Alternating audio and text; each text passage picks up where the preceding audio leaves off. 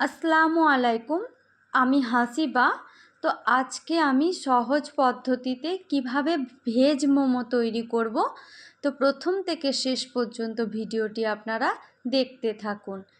আমি এখানে একটা গাজর নিয়েছি, সেই গাজরটিকে ভালো করে খোসা ছাড়িয়ে গ্রেট করে নেব। তো বন্ধুরা, এখানে আমার গ্রেট করা হয়ে গেছে। এখানে নিয়েছি আমি কাঁচা লঙ্কা, পেঁয়াজ, ক্যাপসিকাম, সামান্য পরিমাণ সয়া সস, আদা, রসুন এবং নিয়েছি আমি গ্রেট করা গাজর। এরপর আমি 250 গ্রাম ময়দা নিয়েছি। সেই ময়দার সঙ্গে আমি একটু লবণ এবং সামান্য পরিমাণ তেল দিয়েছি। তো হ্যাঁ বন্ধুরা, এখানে আমি একটু সামান্য পরিমাণ ফুড কালার ইউজ করেছি। তো আমি এখানে কোনো রকম সবুজ বা লাল, হলুদ এরকম কোনো ফুড কালার ইউজ করিনি। এই কালারটা দেখুন, খুব সুন্দর একটা কালার। তো এখানে আমি মোমোটা তৈরি করার জন্য একটা সুন্দর ডো তৈরি করে নেব। তো এখানে আমার ডোটা তৈরি হয়ে গেছে, আর আমি তার উপরে সামান্য তেল মাখিয়ে রেখে দেব। এটা আমি 30 মিনিটের জন্য ঢাকা দিয়ে রেখে দেব। এদিকে আমার সমস্ত কিছু রেডি। এরপর আমি গ্যাসে একটা কড়াই চাপিয়ে নেব। সেই কড়াইয়ে সামান্য পরিমাণ তেল দেব। তো তেলটা ভালো করে গরম হবে, তার মধ্যে দেব আমি গ্রেট করা সমস্ত কিছু উপকরণ, আদা, গাজর, ক্যাপসিকাম, যেগুলো আমি পুর বানানোর জন্য রেডি করে রেখেছি। তার মধ্যে দেব আমি সামান্য পরিমাণ লবণ এবং গোলমরিচের গুঁড়ো।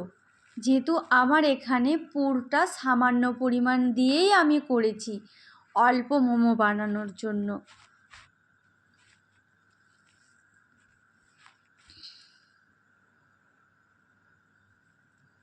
আমি ভালো করে নেড়ে চেড়ে এখানে আমি 5 মিনিটের জন্য ঢাকা দিয়ে রেখে দেব, পুরটা যাতে একটু ভালোভাবে সেদ্ধ হয়।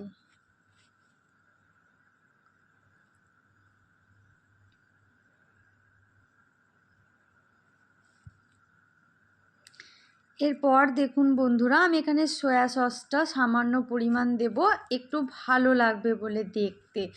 আর আপনারা চাইলে এটাকে স্কিপ করে যেতে পারেন।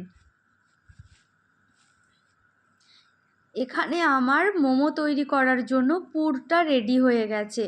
এরপর দেখুন 30 মিনিট পর ডোটা কত সুন্দর নরম হয়ে গেছে। আর এদিকে আমার পুর রেডি মোমো তৈরি করার জন্য। তো চলুন বন্ধুরা, মোমোটা তৈরি করে নিই। এখানে আমি ছোট্ট একটা লেচি কেটে মোমোর জন্য পুরটা ভরে নেব।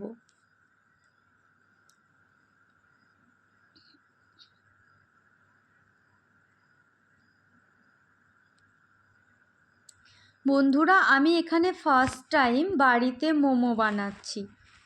তো আমার ভিডিও যদি ভালো লাগে আপনারা একটা লাইক করে দেবেন। দেখুন বন্ধুরা, এখানে আমি পুরটাকে দিয়ে দিয়েছি। এরপর আমি পুরটা দেওয়ার পরে আমি ভালো করে চারিদিকটা সুন্দর করে মুড়ে নেব।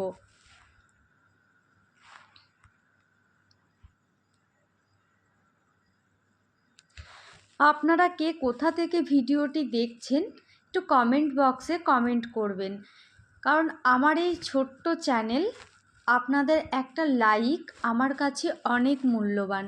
দেখুন বন্ধুরা, সমস্ত মোমো এখানে রেডি হয়ে গেছে। এরপর মোমোটাকে আমি ভাপিয়ে নেব।